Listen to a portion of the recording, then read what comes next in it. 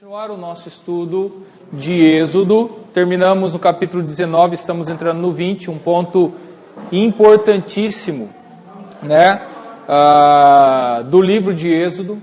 Mas antes do livro, eu queria recomendar, quem puder, recomendar essa Bíblia, tá? Bíblia de Estudo Arqueológica, da Nova Versão Internacional. É uma Bíblia bem legal, muito boa. Alguém tem ela? Alguém conhece ela? Então, é muito boa essa Bíblia, principalmente nesses estudos que a gente está fazendo do Antigo Testamento. É o que está falando aqui, é a Bíblia de Estudo Arqueológico, ou seja, ela tem dados arqueológicos que auxiliam no estudo ou no entendimento de algumas coisas e até de discussões, de debates. Tá? Só colocar um exemplo aqui para vocês, de tipo de artigo, de material, tem fotos, ele é todo colorido, todo bonitinho, com imagens, com fotos, com dados. Por exemplo, aqui até no texto de Êxodo 23,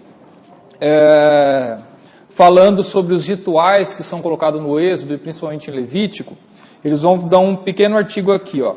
Êxodo 23, de 14 a 19, descreve as três principais festas anuais de Israel. Os advogados da hipótese documentária argumentaram que os israelitas da idade do bronze tardio não teriam sofisticação suficiente para organizar celebração tão elaborada quanto as descritas no Pentateuco. De acordo com esses estudiosos, as descrições dessas festas provêm de uma fonte sacerdotal desenvolvida no período pós-exílico, algum momento após 536 a.C. Já estou falando coisas aqui que talvez a hipótese documentária, o que é isso? Eu tenho um artigo explicando o que é hipótese documentária, que é importante para entender esses debates do Antigo Testamento. Né? Em suma, é uma hipótese de que Moisés nunca escreveu nada, eles tinham umas tradições, mas depois do exílio alguém pegou as tradições do povo e escreveu o Pentateuco inteiro para tentar dar um sentido a essa população, a esse povo. Então, Moisés foi colocado como um personagem que ele pode ter existido, mas não importa. Quem escreveu foi alguém depois do exílio da Babilônia. Né? Então, eles vão falar isso. Olha, naquela época, esse pessoal, Moisés, na época que ele viveu, não tinha condições de ter um ritual tão elaborado. Os povos não tinham condições de elaborar rituais tão detalhados quanto está no Êxodo em Levítico. Daí, depois, eles vão mostrar que, recentemente, arqueólogos acharam numa cidade cananita, algo que nunca foi descoberto, algo do período de Moisés, que tinha rituais tão detalhados quanto o Êxodo. Então, quebrando essa ideia de que era impossível Moisés ter escrito ritual tão detalhado. Então, hoje, outros dados provam que era sim possível. Né? Então, eles vão falar um tal de festival de Zucro, que foi descoberto algum material, então prova que naquela época do Êxodo, sim, inclusive esse material que foi encontrado é de antes do Êxodo, já tinham rituais bem elaborados. Então esse argumento cai por terra. Então você vê que são os artigos, o material que é colocado aqui, eles têm muito material arqueológico ou dados arqueológicos para explicar os textos ou explicar os debates. Tá bom? Então, fica a dica, né? Quem quiser comprar, o lugar mais barato que eu achei foi no Mercado Livre, tá? Você vai comprar direto na editora Vida, quase o mesmo preço, mas no Mercado Livre eu achei bem mais barato. É caro, R$ 89,00, né? Acho que foi 89, né, Pri? R$ 89,00 essa Bíblia. Tem umas edições com uma capa de couro mais bonitinha. Aí você paga 123, tem até de R$ 153,00, se eu não me engano, né? Dependendo do luxo que você quer. Mas essa daqui, R$ 89,00. Então fica essa dica para quem quiser. E como pessoal que tem acompanhado essa classe desde o início, né, quando a gente estava estudando hermenêutica e tudo, para você fazer um estudo da Bíblia, você está em casa, quer estudar a Bíblia, tenha mais de uma versão da Bíblia. Eu, particularmente, para você estudar, não o conteúdo de estudo, mas a tradução em si, na minha opinião, a Nova Versão Internacional não é a melhor, porque ela vem mais numa linguagem mais popular. Então ela não dá, o ponto principal dela não é o mais próximo do original, e sim que você entenda melhor. Então o que você faz? Tem a Almeida Revista Atualizada, que é uma ótima tradução. Tem a Nova Versão Internacional. Pegue uma outra versão. Quer pegar uma boa católica, é a Bíblia de Jerusalém. Ela tem uma tradução muito literal, só que você entenda que ela vem em notas de rodapé na versão católica, visão católica de várias interpretações. Mas é uma tradução muito boa. Então você pode pegar diferentes traduções e quando você estiver estudando um texto, leia as diferentes traduções. Agora, quem quer realmente investir, vá para o programa Logos, né, que está aqui, o que eu sempre uso, o Logos Bible Software. Esse daqui é caro, mas vale a pena o investimento. Tá? Aí você já vai ter várias traduções, só que a maioria do material é em inglês, então você precisa ter o inglês realmente. Mas é um ótimo material para quem está estudando inglês, precisa praticar, está aqui. É um investimento alto, mas vale a pena. Tá? O que a gente recomenda de material, ele custa $640. Né? Então é um pouquinho caro. Esse é o pacote base. Tá? Esse é o mais simples. Tem um mais simples ainda, mas esse eu não recomendo. Mas esse é o que você vai ter material de estudo. Aí você tem muita coisa. Aí você vai analisar a palavra original, o que essa palavra em grego está escrito, o que em hebraico está escrito, com dicionários exaustivos ou dicionários resumidos. Aí para fazer um estudo sério é esse daqui. Tá? Então, não, paga só uma vez. Aí você pode ir adicionando pacote. Você compra um pacote de comentário. Você compra bíblias diferentes, aí você pode ir acrescentando material. Você vai montando uma biblioteca virtual, tá certo? Melhor material que tem. Se nós tivéssemos, ou se tivermos um grupo de pessoas, que seja um grupo pequeno, que tenha o Logos aqui, eu já me coloco a ser o professor de ensinar a usar o programa, que eu dou o curso de como usar o programa também. Né? Era o que eu trabalhava nos Estados Unidos, como auxiliar do meu professor, instruindo professores e alunos em como usar esse programa. E também aqui no seminário de Campinas também dei um semestre sobre o programa, porque está crescendo o número de seminaristas que estão comprando e usando esse programa. Né? Mas se nós tivermos pessoas aqui, eu me disponho a ensinar a usar ele, que ele tem muitos recursos mesmo. É o melhor programa para estudo bíblico que existe hoje, é o Logos. Né? Ok, vamos para o Êxodo. Falamos na aula passada, o capítulo 19. O capítulo 19 de Êxodo é o capítulo que o povo se achega ao Monte Sinai e Deus vai preparar o pacto que é feito com o povo. Né? Então, é isso daqui que nós vimos na última aula. Moisés sobe e aqui está a proposta de Deus, né? Que Deus fala para o povo de Israel. Deus está falando aqui com Moisés e Deus vai falar para Moisés passar isso para o povo. Tendes visto o que fiz aos egípcios, como vos levei sobre asas de águia e vos cheguei a mim. Agora, pois, se diligentemente ouvirdes a minha voz e guardardes a minha aliança, então sereis a minha propriedade peculiar dentre todos os povos, porque toda a terra é minha. Vós me sereis reino de sacerdotes e nação santa, são essas as palavras que falarás aos filhos de Israel. Deus faz a proposta. Eu trouxe vocês aqui, estamos aqui no monte, eu tenho uma proposta para vocês. Se vocês aceitarem o meu pacto, a minha proposta, vocês vão ser o meu povo particular, vocês vão ser um reino de sacerdotes, eu vou cuidar de vocês. E Moisés vai falar para o povo, a gente quer, a gente aceita isso daí, beleza, né? Aí então, até aqui no resumo, deixa eu até ver o que está aqui no 19, né? Deus propõe a aliança, Moisés expõe ao povo a proposta, o povo aceita, se você quiser ver aí no versículo 8, Deus manda preparar o povo e o povo se coloca aos pés do monte e Moisés sobe. Quando o povo falou, a gente aceita, a gente quer fazer esse acordo com Deus. Ainda não foi feito, Deus fez a proposta e aceitaram, tipo, vamos fazer. Ainda não sentaram no cartório para assinar a proposta. Só foi um acordo verbal, tá? Agora eles vão fazer. Só que daí Deus começa a mostrar o que é essa proposta, o que são esses estatutos. Então ele dá um resumo disso com o capítulo 20, os 10 mandamentos.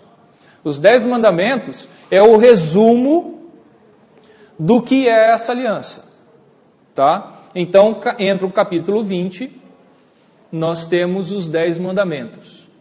Tá? Então falou Deus todas essas palavras. É interessante, esse é o único momento em que Deus fala diretamente.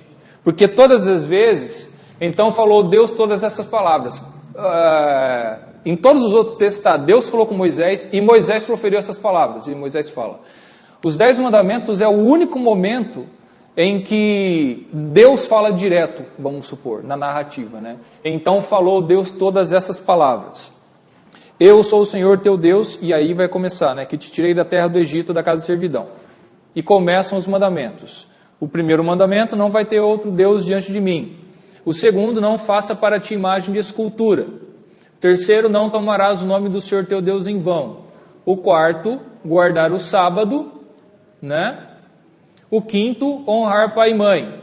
O sexto, não matar. Sétimo, não adulterar. Oitavo, não furtar. Nono, não dizer falso testemunho. Décimo, não cobiçar. A Igreja Católica tem uma outra ordem para os 10 mandamentos. Isso começou lá com Agostinho.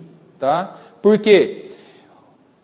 Esse último, ele divide em 2.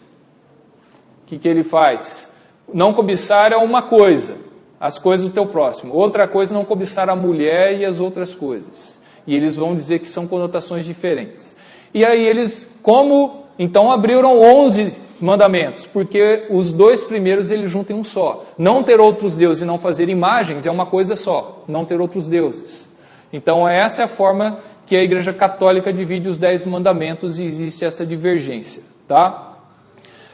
Mas nós cremos, até por uma série de questões, que lá está sendo colocado 2 mandamentos diferentes, não fazer imagem e não adorar outros deuses, e aqui é um único mandamento, não cobiçarás, né? A casa do teu próximo e tudo que está incluso, não cobiçar em si, esse é o pecado, né? Veja que os 4, né, eu tinha até... alguns fazem 5 e 5, mas eu acho que o mais certo é 4 e 5, ou seja, os 4 primeiros mandamentos, eles são dirigidos diretamente a Deus. A vida religiosa, o guardar o sábado, não usar o nome do Senhor em vão, não fazer imagens, não adorar outro Deus. Então, esses 4 primeiros mandamentos, eles se referem diretamente à comunhão com Deus, à questão religiosa. Os outros 6 mandamentos, eles se referem ao próximo. Primeiro, honrar pai e mãe, né? E aí começam não matar, não adulterar, não furtar, não dizer falso testemunho e não cobiçar. Esses pecados são dirigidos ao próximo. Por isso que também é o resumo da lei. Amar a Deus sobre todas as coisas e o próximo como a si mesmo, né? Então, os 10 mandamentos englobam essa parte. E, é claro, os 10 mandamentos todos estão em direção a Deus também, né? Quando eu mato o próximo, estou matando a imagem e semelhança de Deus, eu estou ofendendo a Deus, é um pecado contra Deus, né? Lembra de Davi no Salmo 51, né? Cometeu adultério, matou Urias, e o que ele fala? Pequei contra ti somente fiz o que é mal perante os teus olhos, né? Ou seja, acima de ter pecado contra essas pessoas, em primeiro lugar eu pequei contra o Senhor, né? Pequei contra ti somente. Então, os 10 mandamentos englobam tudo isso. O último mandamento, ele tem uma peculiaridade em relação aos outros. Alguém poderia dizer qual é ela?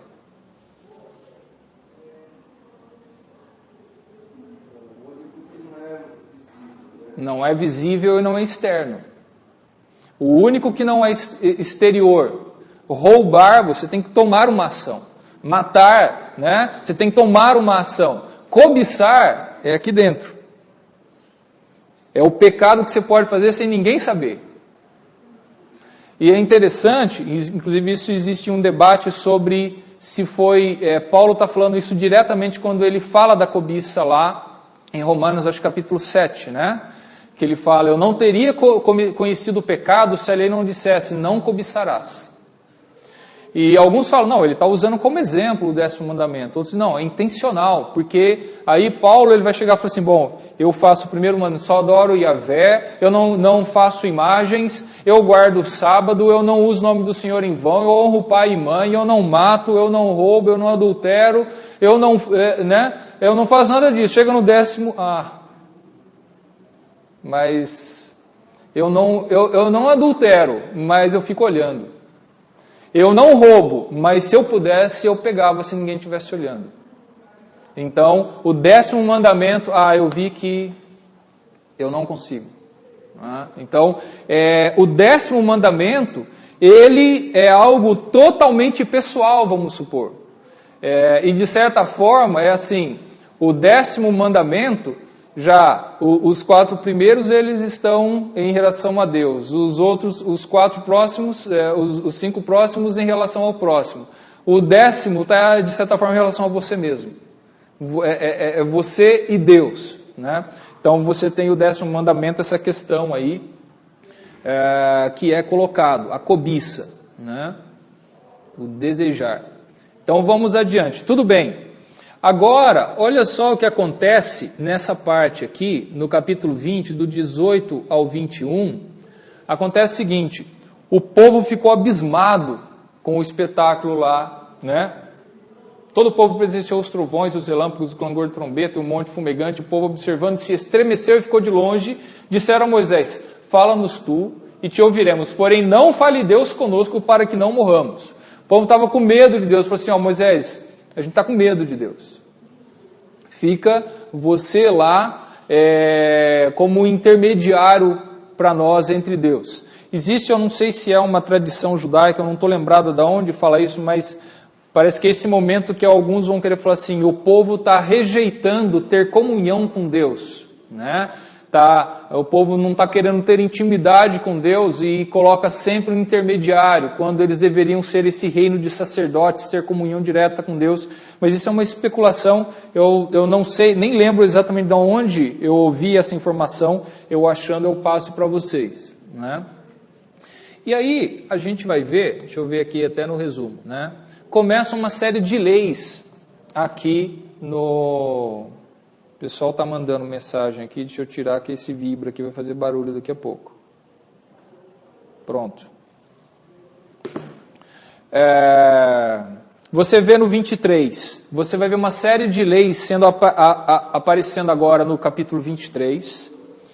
E olha só, de novo, foi feito a proposta do pacto, Deus mostrou nos 10 mandamentos o que vai se requerer desse pacto, mas o pacto ainda não foi formalizado, tá? Daqui a pouquinho vai ser formalizado.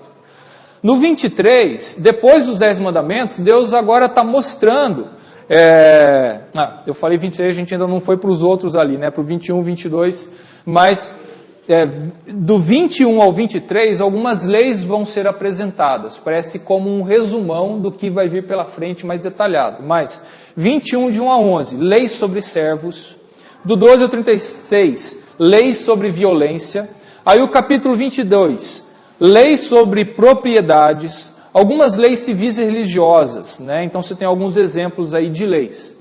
Veja que essas leis vão acabar se repetindo depois, tá?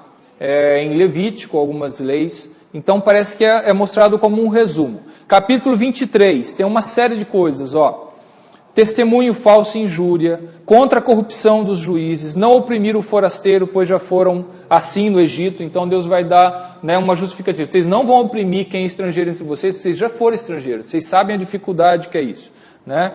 10 e 11, versículos 10 e 11. O ano do descanso da terra após 6 anos, o povo tinha que trabalhar na terra por 6 anos. No 7º ano, não era para plantar nada. Deixa a terra descansar, para ela se recuperar, e depois vocês vão começar a plantar de novo. Então, no ano anterior, vocês vão fazendo provisões para passar 1 ano sem colheita. Então, era esse o planejamento que Deus colocou para o povo também, para preservar a terra. Vale a pena, às vezes, a gente conhecer estudos sobre isso. O pessoal que mexe com o solo fala muito disso, né? Até o que eles às vezes têm que fazer, né? É a troca, né? Tem que plantar coisas diferentes, não é? Dependendo da época, que são plantas que vão usar outros tipos de nutrientes ou outras coisas, e também dependendo das folhas que vão cair e tudo mais, vão virar nutrientes. Então, sobre esse descanso tem tudo a ver sobre a preservação da terra realmente, né? Motivos humanitários, versículos 12 e 13, guardar o sábado, 14 e 19, as 3 festas, de novo, essas 3 festas vão passar mais umas 3 vezes aí, aqui em Êxodo, depois vai repetir em Levítico, né? Pães asmos, continuação da Páscoa, festa da cega ou das semanas, as primeiras colheitas, posteriormente chamada de Pentecostes, e a festa da colheita em si, que é a festa dos tabernáculos. Verso 19, algumas leis sem explicação da sua razão. Eu coloquei aqui, veja lá no 23:19. Alguém leia para mim o 23:19. As primícias dos frutos da tua terra trarás à casa do Senhor teu Deus. Não cozerás o cabrito no leite da sua própria mãe. Isso. Entendeu? Eu também não. Mas é isso. Você tem algumas leis que elas... não tem uma explicação, nem sei se alguém com uma Bíblia de estudo, a Genebra, Almeida, explica o que pode ser isso. Tem aí? Talvez fosse uma prática canônica. Essa é a fonte bíblica da tua comida kosher, segundo a carne lá de cima, não deve ser consumida pela perfeição. Isso. Vocês já viram produtos que vem escrito kosher? É que às vezes não os judeus só comem, né? Qualquer produto, se ele tiver uma marca, um nome escrito kosher, é o quê? É um material que pode ser comido por judeus, porque eles têm uma série dessas leis, como foi lido aí, por exemplo, não comer a carne com leite, por exemplo, estrogonofe, né? O judeu não vai comer estrogonofe, certo? Por quê? Carne cozida com leite. Então, não, tudo bem, fala o leite da mãe, agora eu acho que os judeus já levaram por não comer com leite, tá? Já generaliza. Mas a lei está falando, não cozer no leite da mãe, né? Mas é isso que tem. Hoje, eu já vi aqui no Brasil, tem em vários lugares se acha kosher, bem escrito no cantinho assim. Para quem é judeu saber que aquele produto foi produzido da forma, né, de acordo com as leis judaicas, ou que não fere nenhuma lei judaica de alimentação, tá? Então você tem uma série de produtos assim. Kosher com K, tá? Kosher, eles têm vários produtos nesse sentido. Então, aí que tá, como está falando essa Bíblia, acham que isso poderia fazer parte de um ritual cananita. Então, deveria ser uma lei restringindo esse tipo de alimentação relacionado a alguma coisa de ritual cananita. Os adventistas seguem a lei judaica ou eles fazem alguma coisa diferente? Não, o objetivo dos adventistas é seguir o máximo do judaísmo, né? Os adventistas não vão comer carne de porco, né? Guardam o sábado, então, seguindo esses rituais todos, e nós não seguimos eles, até a gente tem Paulo falando várias vezes, até sobre comer carne e tudo, né? Não é isso que vai me contaminar e tudo mais. Exato. Porque a nossa questão é que em Cristo a lei foi abolida. O que não foi abolido, algumas leis não foram abolidas, mas, por exemplo, as leis civis do Antigo Testamento, elas não são aplicadas a nós, né? E as leis rituais do Antigo Testamento não são aplicadas a nós, porque acabou o ritual, porque Cristo foi o último e perfeito sacrifício, né? Então, ficam as leis morais apenas, que Cristo confirmou elas, é essa a questão, né? Então, Cristo... Ele fala, não vim abolir a lei, eu vim confirmar ela. Mas o que ele vem? Não existe mais as leis rituais porque ele é o sacrifício final. Não há mais necessidade de ritual, tá certo? Não existe mais lei civil porque não é mais Israel a nação que é o povo de Deus. Agora existe um novo povo, que é a igreja. Que não é uma instituição civil como era Israel. É uma outra instituição. Então as leis civis caem por terra também. O que ficam são as leis morais. E nós seguimos as leis morais do Antigo Testamento, né? Elas não mudam. É essa a grande questão que nós temos, né? O pessoal fica debatendo. Quando nós tivemos o debate, por exemplo, sobre a união gay, né?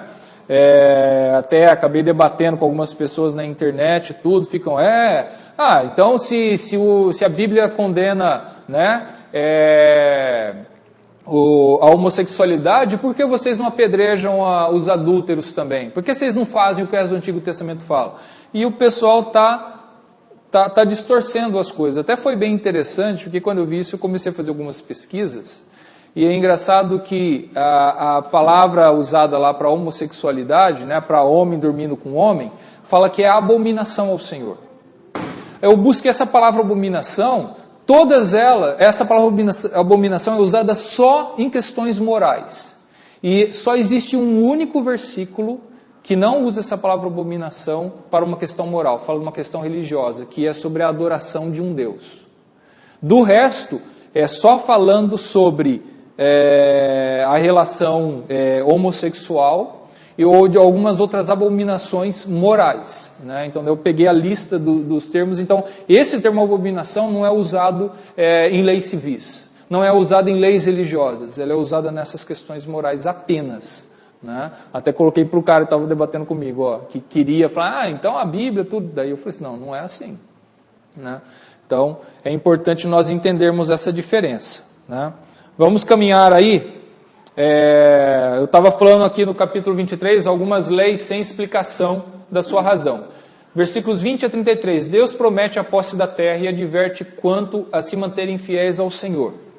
Então, olha só, Deus deu os 10 mandamentos e já deu uma prévia geral do que vai incluir essa lei, tá? Do que vai incluir esse pacto todo, deu uma geralzona. Agora vai ser feito, formalizado o pacto, capítulo 24. Capítulo 24 vai ser o ritual de fazer esse pacto, de aliança, tá? Então, lá no capítulo 24, né? Deixa eu até ver aqui, o ritual da aliança, versículos 3 a 8, a leitura da aliança e o sangue aspergido. Então, capítulo 24, versículo 3. Veio, pois, Moisés e referiu ao povo todas as palavras do Senhor e todos os estatutos. Então, todo o povo respondeu a uma voz e disse, tudo o que falou o Senhor faremos. Tudo aquilo que eles viram, né, nos capítulos, né, se eles tivessem, 21, 22 e 23, eles falaram, tudo que o Senhor falou a gente vai fazer, a gente vai obedecer isso daí. Moisés escreveu todas as palavras do Senhor, e tendo se levantado pela manhã, de madrugada, erigiu um altar ao pé do monte e 12 colunas, segundo as 12 tribos de Israel. E enviou alguns jovens dos filhos de Israel, dos quais ofereceram ao Senhor holocaustos e sacrifícios pacíficos de novilhos. Moisés tomou metade do sangue e o pôs em bacias, e a outra metade aspergiu sobre o altar. E tomou o livro da aliança, e o leu ao povo, e eles disseram, tudo o que falou o Senhor faremos e obedeceremos. Ou seja, estou colocando por escrito a proposta. Estou lendo de novo para você estar aqui, né? Tipo, fiz a ata da nossa reunião. Eu vou ler a ata, vocês aprovam? É certinho? É tudo isso mesmo? É tudo que, né? Eis que cadê? Tudo o que falou o Senhor faremos e obedeceremos. Então, versículo 8. Então tomou Moisés aquele sangue e o aspergiu sobre o povo e disse, eis aqui o sangue da aliança que o Senhor fez convosco a respeito de todas essas palavras. É em cima desse versículo que Jesus fala, este é o sangue da nova aliança que é derramado por vós. Fazer isso em memória de mim. Foi derramado um sangue para ser feita aliança. Esse é o sangue da primeira aliança, tá? Esse é o sangue da aliança. Agora, em Jesus vai ser derramado o sangue da nova aliança. O sangue dele, tá? Então é em cima disso. Então é esse o momento, Êxodo 24, 8, é o pacto em si sendo feito, o sangue sendo derramado, um pacto de sangue sendo feito, e o povo então entrou em aliança com Deus. Pronto, foi feito. Agora eles são propriedade exclusiva de Deus, são uma nação, um reino de sacerdotes. Foi feito um acordo, todo mundo entrou de acordo, Deus e os homens estão de acordo, e aí, né, foi feito o pacto, tá? Aqui fala que viram o Deus de Israel e tudo, mas que sobe Moisés, Arão, Nadab e 70 dos anciãos, daí viram a Deus. Veja, não leva literalmente, ninguém nunca viu a Deus. Ah não, está falando aqui que viram a Deus, né? Não vai levar literalmente as coisas, né? Tintim por tintim, como falam. Então, capítulo 24, foi feito aliança, né? E olha o que eu coloquei aqui, o sangue aspergido, 12 a 18. Depois, do 12 a 18, veja só. Então disse o Senhor a Moisés: sobe a mim ao monte e fica lá. Dar-te-ei tábuas de pedra e a lei e os mandamentos que escrevi para os ensinares. Tá? Levantou-se Moisés com Josué, seu servidor, e subiu Moisés ao monte de Deus. Disse aos anciãos: esperai-nos aqui até que voltemos a vós outros. Eis que Arão e Ur ficam convosco. Quem tiver alguma questão se chegará a eles. Então Moisés está falando, enquanto eu não estou aqui, estou colocando esses dois aí, o meu irmão e esse Ur aí, para ficar de juiz aí com vocês. Tá. Tendo Moisés subido, uma nuvem cobriu o monte, a glória do Senhor pousou sobre o monte Sinai, a nuvem cobriu e tal, né? O que vai acontecer aqui? Moisés fica 40 dias.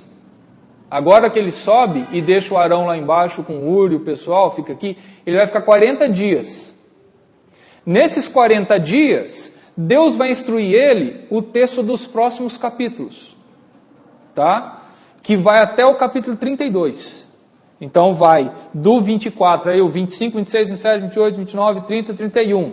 Esses capítulos são as instruções que Deus está dando, não que Moisés, ele não era tão lerdo assim para escrever, não é que ele demorou 40 dias para escrever esses 7 capítulos, né? Mas, porque ali ele escreve, né? Vai escrever essas coisas. E o que é interessante, veja aí o capítulo 25. Deus manda trazer ofertas para o tabernáculo. E agora, o que vai acontecer aqui é o seguinte: a partir do capítulo 25, Deus vai dar as instruções do tabernáculo que Israel deve fazer. O que é o tabernáculo? É um lugar para Deus habitar no meio do povo. Até agora, Deus não habita com o povo. Deus está no Monte Sinai, ele desceu ali no Monte Sinai para conversar com o povo. Eles acabaram de fazer um acordo, e agora Deus está dando instruções para Moisés de montar algo que será o local onde Deus possa estar no meio de quem agora é o povo dele. Então, Moisés sobe para Deus dar essas instruções. E aí vai começar uma série de instruções de fazer o tabernáculo. Tem aqui essa ilustração, tá? Deus manda o povo montar isso daqui, esse tabernáculo. Tá? Ele vai dar as instruções de como fazer essa cabana aqui, que são 4 coberturas, 4 camadas de peles, né? E uma de linho e tudo, que eles vão montar as colunas. E esses capítulos está dando as instruções detalhadas de cada parte desse tabernáculo. As medidas, o tipo de material, o que eles vão fazer. Então, esse daqui é o tabernáculo. Ó, vocês desculpem que está em inglês ainda, inclusive totalmente americanizado, né? Um campo de futebol americano lá em cima, como referência para mostrar o tamanho que seria, né, esse tabernáculo, né? Então, o que acontece? Esses capítulos vai dar as instruções técnicas, diríamos, de como montar isso. Deus mandou eles montarem. Para que aqui Deus possa habitar com eles. Deus vai sair do Monte Sinai e vai vir para esse tabernáculo para que ele ande junto com o povo. Tá? E aí você vai ter esses, vejam aí, ó, capítulo 25, primeiro ele vai pedir que o povo faça ofertas. Ó, vocês pegaram ouro, bronze, prata lá no Egito, o povo lá deu um monte de coisa para vocês irem embora, tragam isso, tragam ofertas para que a gente possa fazer, né? Isso vai ser falado. Trazer pedras e tudo mais. Aí, ó, o primeiro utensílio, a arca, tá? Inclusive, eu acho que eu tenho outro aqui. A arca tem várias imagens aqui do que seria, tá? Apenas uma ideia do que seria a arca, mas em suma, a arca, ela é toda de ouro, feita de, como é o nome da madeira? Acácia, que é uma madeira super dura, super rígida, difícil de trabalhar, extremamente resistente. E eles iam fazer essa arca, todos os utensílios do tabernáculo, todos eles têm argolas, para que ninguém ponha a mão, para transportar com varas, e ninguém pôr a mão nos utensílios. Então você vai ter o candelabro, vai ter as outras coisas, todos eles têm argolas para passar as varas e transportar sem que as pessoas ponham a mão, simbolizando a santidade, né, daquilo que está no templo do Senhor. O que Deus instrui, que faça essa arca, as pedras dos mandamentos vão ficar aqui dentro, depois eles colocam um maná, um pedaço de maná, e o bordão de Arão que floresceu, que a gente ainda vai passar por isso, como sinal do poder de Deus, vai ficar aqui dentro. Deus mandou que colocasse 2 querubins, um de frente para o outro. É aqui no capítulo 25 que está sendo descrito como ele deve ser feito. Tá? Por isso você vai ver lá nos Salmos, o Senhor entronizado entre os querubins. Está falando do Senhor entronizado entre esses 2 querubins, porque essa arca específica simboliza a presença de Deus. De todo esse aparato do tabernáculo, Deus está aqui, nesse quadradinho aqui. Ele é quadrado literalmente, largura, altura e profundidade da mesma dimensão, por volta de 5 metros parece, e vai ficar a arca aqui dentro, e esse local é o Santo dos Santos, esse é o lugar santo, esse é o Santo do Santo, e aqui está a presença de Deus, e Deus está entre os querubins, então simbolizando ali a santidade dele, guardado pelos anjos e tudo mais. Então, nós vamos ver nos próximos capítulos essa descrição, esse tabernáculo sendo descrito. Né? Veja só, capítulo 25. Deus manda o povo trazer ofertas para fazer o tabernáculo. Instruções sobre a arca que representa a presença de Deus. O testemunho são as tábuas da lei, né? Que ele vai falar, os testemunhos vão ficar lá. 17 a 22. O propiciatório, que é a tampa da arca. Tá, onde vai ter os querubins. 23 a 30, a mesa, e 31 a 40, o candelabro. Então ele começa a montar, a descrever os utensílios que vão estar ali no tabernáculo. Vamos caminhar com os utensílios, depois a gente conversa um pouquinho mais. Capítulo 26, versículos 1 a 13, as cortinas do tabernáculo. Tá, o tabernáculo em si, aquela cobertura, né? 14 a 30, coberturas de pele, 31 a 37, véu, reposteiro e colunas. Né? O reposteiro seria as varas que vão fazer a cortina ali, penduradas nas colunas, vão ter os reposteiros. Né? 27, o altar de holocaustos. 9, de 1 a 19, o átrio, que é a parte externa. Né? Esse daqui é o altar de sacrifícios. O átrio falando essas cortinas aqui, que esse é o átrio, essa área aqui é o átrio, né? Então, instruções de como fazer essas cortinas aqui, essa tenda aqui em volta para separar esse espaço aí, esse campo, né? Esse foi o capítulo 27, o átrio, azeite para o candelabro, dando instruções de como deve ser preparado esse azeite para o candelabro. Capítulo 28, versículos 1 e 2. Arão e seus descendentes como sacerdotes. E aí Deus determina que Arão e a família dele é que serão os sacerdotes. Tá? Veja que todos eles são de qual família? Da tribo de qual tribo? De Levi. Né? Moisés é levita, a família, eles são levitas, mas no caso aqui não está falando da tribo de Levi, está falando dos levitas, é a família de Arão que vão ser os sacerdotes aqui. Né? Arão e seus descendentes como sacerdotes. Capítulo 28, versos 3 a 43, é a descrição das vestes sacerdotais. Inclusive, aí, versículos 15 a 25, você tem o peitoral do juízo, né? Que é um peitoral que vai ser feito de metal, vai ter 12 pedras preciosas representando as 12 tribos de Israel e tudo. E você tem uma coisa curiosa que você vai ver em outros pontos, que é o Urim e Tumim. Né? Não sei se quem já ouviu falar, que é um utensílio, não sei como ele é, nunca ouvi ninguém explicar como é o Urim e Tumim, mas ele é para tirar sorte. Tá? Só que esse tirar sorte a vontade de Deus será feita em cima dessa sorte.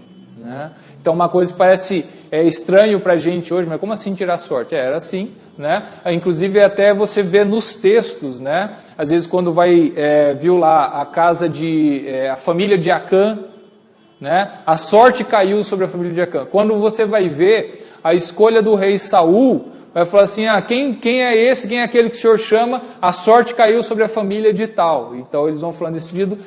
A ideia é, eles jogam Urim e Tumim e mostra o resultado, caiu essa família, né? Em Atos tem.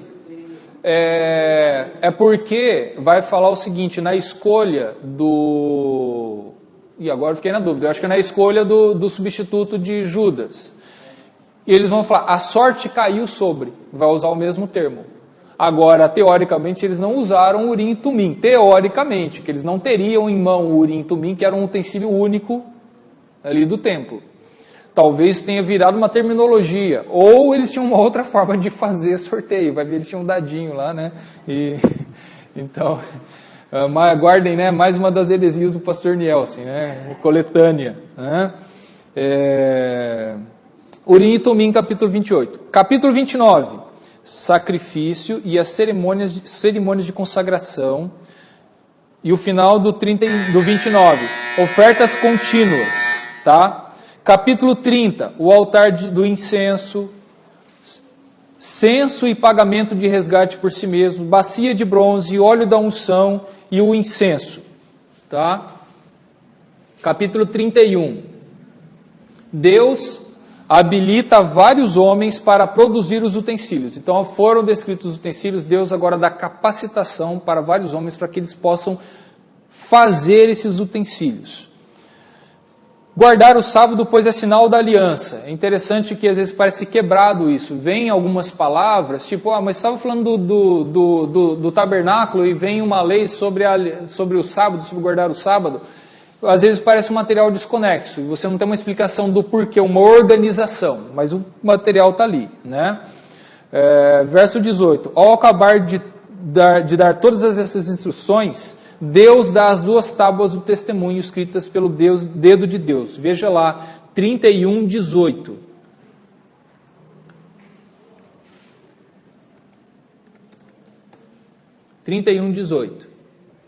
Aí ele vai dar, né?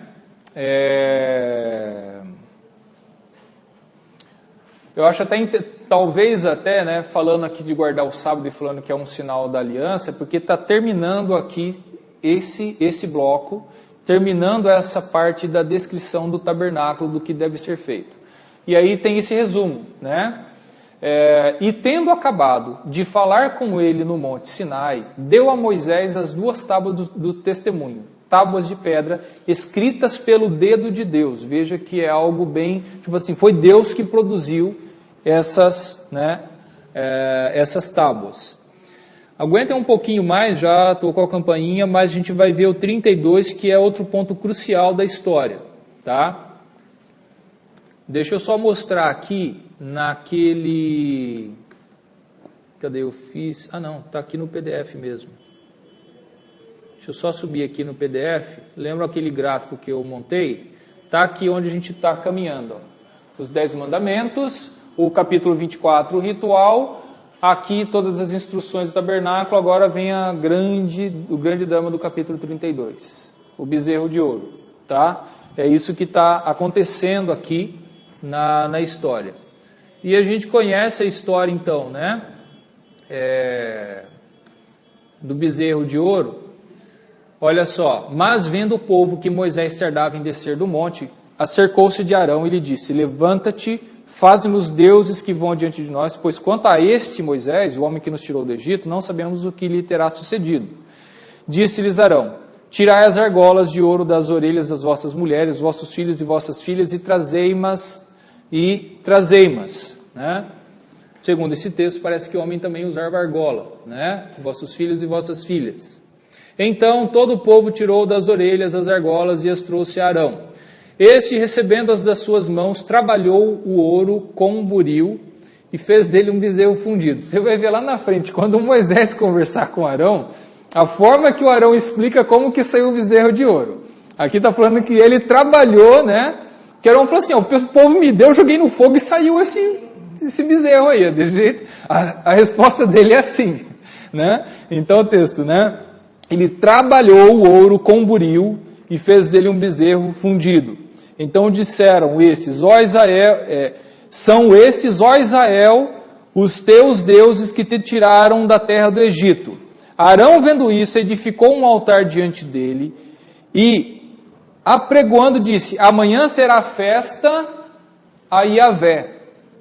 Veja que eles continuam usando, foi Yahvé que tirou da gente e esse bezerro representa Yahvé. Tá? Primeiro ele fala, esses são os deuses que te tiraram da terra do Egito, só que eles continuam falando Yahvé. Tá? E o texto insiste em mostrar isso daqui. O povo é Yahvé, manda bala. Né?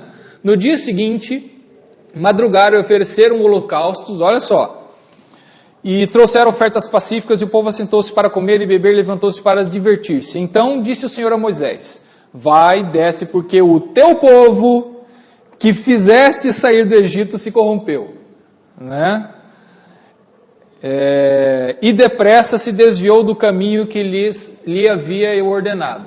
Fez para si um bezerro fundido e o adorou e lhe sacrificou e diz, são esses, ó Israel, os teus deuses que te tiraram da terra do Egito. Disse mais o Senhor a Moisés, tenho visto esse povo, e eis que é povo de dura serviço. Agora, pois, deixa-me, para que se acenda contra eles o meu furor, e eu os consuma, e de ti farei uma grande nação. Então Deus fala, ó, já vi que esse povinho, complicado, eu vou acabar com eles, e eu vou começar tudo de novo com você. De você eu vou fazer uma grande nação. A mesma coisa que ele tinha falado para Abraão, Isaac e Jacó, tinha feito uma grande nação, mas Deus viu que o plano está sendo frustrado. Eu vou começar de novo, vou fazer uma grande nação a partir de você. Né? Aí que vem a coisa interessante. Debate de Moisés. Porém, Moisés suplicou ao Senhor, seu Deus, e lhe disse, por que se acende, Senhor, a tua ira contra o teu povo, que tiraste da terra do Egito, com grande fortaleza e poderosa mão? Então você vê, a narrativa mostra esse debate. Deus fala, o povo que você tirou do Egito, ele fala para Moisés. E Moisés fala, o teu povo que o Senhor tirou do Egito. Né? Porque hão de dizer os egípcios, com maus intentos os tirou para matá-los nos montes e para consumi-los da face da terra. Torna-te do furor da tua ira e arrepende-te deste mal contra o teu povo. Lembra-te de Abraão, de Isaque e Israel, teus servos, aos quais por ti mesmo juraste e lhes disseste, multiplicarei a vossa descendência como as estrelas do céu, e toda a terra de que tenho falado dá lá a vossa descendência para que possua eternamente. Então se arrependeu o Senhor do mal que dissera havia de fazer o povo. Deus aceitou o argumento de Moisés. Tá? Aí, versículo 15, e voltando-se, desceu Moisés do monte com as 2 tábuas do testemunho nas mãos, tábuas escritas de ambos os lados, de um e do outro lado estavam escritas. As tábuas eram obra de Deus, também a escritura era a mesma escritura de Deus esculpida nas tábuas. Ouvindo Josué a voz do povo que gritava, disse a Moisés, há alarido de guerra no arraial. Respondeu-lhe Moisés, não é alarido dos vencedores nem alarido dos vencidos, mas alarido dos que cantam é o que ouço. E na verdade, inclusive vai falar aqui, ó, logo que se aproximou do arraial, viu ele o bezerro e as danças, então acendeu-se-lhe a ira, arrojou das mãos as tábuas e quebrou-as ao pé do monte. Então, Moisés quebrou as tábuas. Tá? Ele ficou com raiva do povo, nervoso, e ele arrojou, né? Ele quebrou, até como um sinal. O que adianta isso? O que adianta essa lei se esse povo não obedece? Né? Logo que se aproximou do arraial, viu ele o bezerro e as danças, e a ideia de danças, veja que ela já aparece antes, quando está descrevendo o que acontece, é uma questão de devassidão, tá? De relações sexuais, talvez alguns induzem que possa haver ali, práticas igual das prostitutas cultuais, relação sexual relacionada ao culto. Mas isso é especulação em cima do texto, essas danças aí, essa ideia. Então, acendendo-se-lhe a ira, arrojou das mãos as tábuas, quebrou aos pés do monte, e pegando no bezerro que tinha feito, queimou-o, reduziu a pó, que espalhou sobre a água e deu de beber aos filhos de Israel. Não explica tanto isso, né? Deixa eu até ver aqui nessa daqui. O fato de beber daquela água é ao mesmo tempo um castigo pelo pecado cometido e um meio de eliminar inclusive os últimos vestígios do bezerro de ouro. As mesmas pessoas que mandaram fabricá-lo devem agora se encarregar de destruí-lo totalmente. Tá? Agora olha só, olha o Arão. Depois perguntou Moisés a Arão: que te fez esse povo que trouxesse sobre ele tamanho pecado? Respondeu-lhe Arão: não se acenda a ira do meu Senhor, tu sabes que o povo é propenso para o mal. Pois me disseram: faze-nos deuses que vão diante de nós, pois quanto a esse Moisés, o homem que nos tirou da terra do Egito, não sabemos o que lhe terá acontecido. Então eu lhes disse: quem tem ouro, tire-o. Deram-mo e eu o lancei no fogo e saiu este bezerro. Você viu, né? O bagre ensaboado Arão, né? Então, é isso que é interessante perceber, que o narrador está tentando mostrar isso mesmo. Ele fala claramente, o Arão, ele trabalhou com buril, né? Aquela peça de metal que você vai trabalhando o metal, ele trabalhou. Agora, quando ele vai dar a explicação, eu joguei no fogo e saiu esse bezerro, né? Então a gente sempre vê pessoas que a gente se identifica muito, né? Então, e agora você vai ver que Moisés manda matar os idólatras. Muita gente vai morrer agora. Nosso tempo estourou, nós vamos parar por aqui no capítulo 32 e nós vamos seguir na próxima semana, então, o nosso estudo, tá certo? Então, gente, se vocês tiverem dúvidas, às vezes, de novo, eu falo muito atropelado, às vezes falo sem parar, levanta o braço, tá? E pergunta, e a gente vai conversando sobre o texto. Alguma pergunta, alguma dúvida, algum comentário antes de encerrarmos? Não? Então...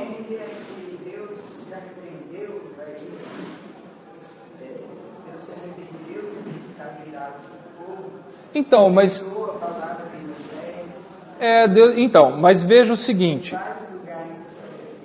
esse texto é engraçado, assim, até eu lembro que teve um grupo aqui na igreja, ficaram bravos com o Newton quando ele pregou sobre esse texto de Êxodo 32, e o Newton falou, Deus muda. E não, Deus é imutável, isso, aquilo, tudo, o pessoal até não entendeu, até o pessoal gostava muito do Dr. Heber de Campos, e Newton pegou o livro lá de Teologia Sistemática do Dr. Heber, que o Dr. Heber concorda que Deus muda nesses termos.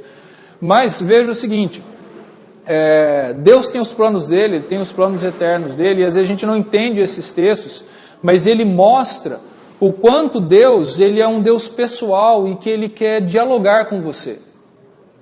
Ele não é, talvez, nesse texto ele se mostra um Deus que fala assim, seguinte, Moisés, fica quietinho na sua, eu sei o que eu estou fazendo, tá? Esse é meu plano. Ele permite Moisés conversar com ele, que ele poderia não permitir, como até você vê no livro de Jó fala, eu quero uma audiência com Deus, eu vou mostrar a minha causa para Deus, e a resposta de Deus é ô Jó, você não sabe coisa nenhuma, fica na sua, se coloca no seu lugar. E o Jó percebe que estava falando besteira, ele fica quietinho e Deus não dá resposta para ele. Então Deus se reserva o direito de falar assim, olha, é isso e acabou, eu não vou te dar resposta. Jó não tem uma resposta do porquê ele está sofrendo. Agora, se Deus quis ouvir Moisés e mudar de opinião, isso é a soberania dele também. Ele é soberano para mudar de opinião. Esse aqui é engraçado. Não, Deus é imutável, Deus tem os planos dele, ele não muda. Mas se ele é soberano para assim, nesse caso, eu quero ouvir o argumento dele e eu decido aceitar. A pessoa, não, Deus... Não, até o que eu não acho legal o pessoal fazer isso. Deus já sabia que Moisés ia fazer esse argumento. Então Deus falou que ia destruir o povo. Para provocar Moisés a argumentar com ele. Então quer dizer que Deus está fazendo um joguinho com Moisés? Deus já está vendo lá na frente, ele sabe o que vai acontecer. Ele sabe que ele não vai fazer um outro povo. Aí a coisa fica meio complicada. Então parece que Deus está fazendo um joguinho ali. Não. Deus está ali, Deus está conversando com Moisés, né? Isso é uma coisa muito complicada. Acima de tudo, lá, né, além do que a gente pode entender, é claro que Deus está no controle de tudo e o plano dele, ele está fazendo o plano dele funcionar. Mas dizer que Deus está só fazendo um joguinho com Moisés, provocando ele a argumentar, e Deus falou que vai fazer um outro povo dele, sabendo que não vai fazer, aí é complicado, tá? Então a gente vê Deus, na soberania dele, ele falou assim, eu sou soberano para ouvir Moisés, e eu sou soberano para falar, eu vou aceitar o argumento de Moisés, eu vou fazer desse jeito. Porque ele é soberano, ele pode. E quando ele quiser falar assim, olha, legal, você argumentou, mas eu tenho os meus planos, vou fazer do meu jeito, você não pode fazer nada. Ele pode fazer. Vamos ficar em pé?